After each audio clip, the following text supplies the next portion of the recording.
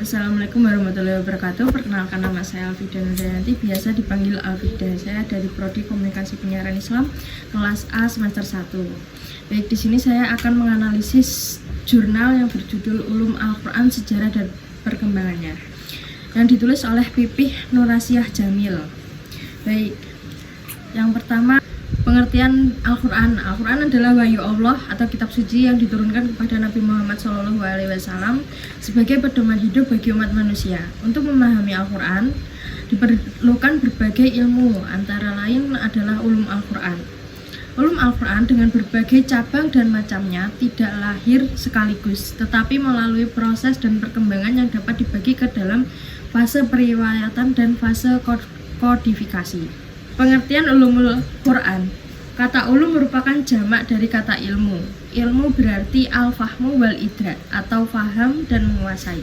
Kemudian pengertiannya dikembangkan pada berbagai masalah yang beragam dengan standar ilmiah. Kata ilm juga berarti idrak al-sa'i bil bihakikatih atau mengetahui dengan sebenarnya.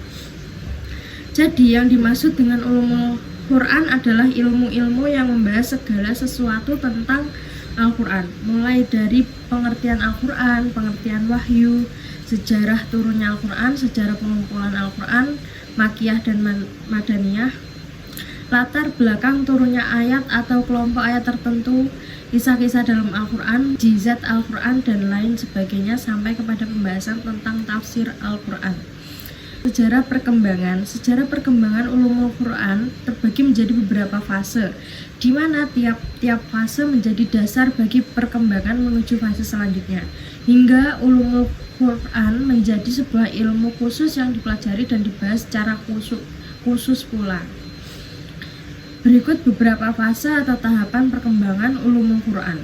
Yang pertama, ulumul Quran pada masa Rasulullah SAW.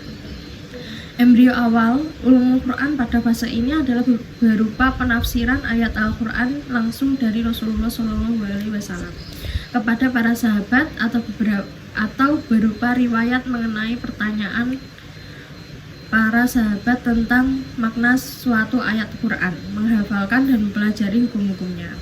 Yang kedua, ulumul Quran pada masa khalifah. Ulumul Quran pada masa khalifah ada 3. Yang pertama, Khalifah Abu Bakar. Khalifah Abu Bakar menetapkan kebijakan pengumpulan atau penulisan Al-Quran untuk pertama kalinya yang diprakarsai oleh Umar bin Khattab dan ditangani prosesnya Zaid bin Sabit. Yang kedua, kekhalifahan Utsman menetapkan kebijakan menyatukan kaum muslimin pada satu mushaf, dan hal itu pun terlaksana. Mushaf itu disebut mushaf imam. Penulisan mushaf tersebut dinamakan Ar-Rasmul Utsmani, yaitu dinisbahkan kepada Utsman. Dan ini dianggap sebagai permulaan dari ilmu Rasmil Quran.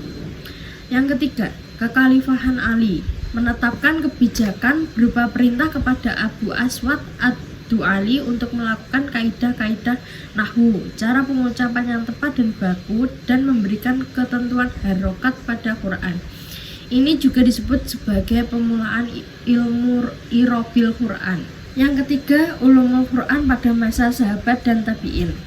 Para sahabat senantiasa melanjutkan usaha mereka dalam menyampaikan makna-makna Al-Quran dan penafsiran ayat-ayat yang berbeda di antara mereka, sesuai dengan kemampuan mereka yang berbeda-beda dalam memahami. Dan karena adanya perbedaan lama tidaknya mereka hidup bersama Rasulullah SAW, hal demikian diteruskan oleh murid-murid mereka, yaitu para tabi'in.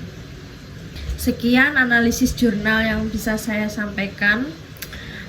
Kurang lebihnya mohon maaf. Wassalamualaikum warahmatullahi wabarakatuh. Dadah.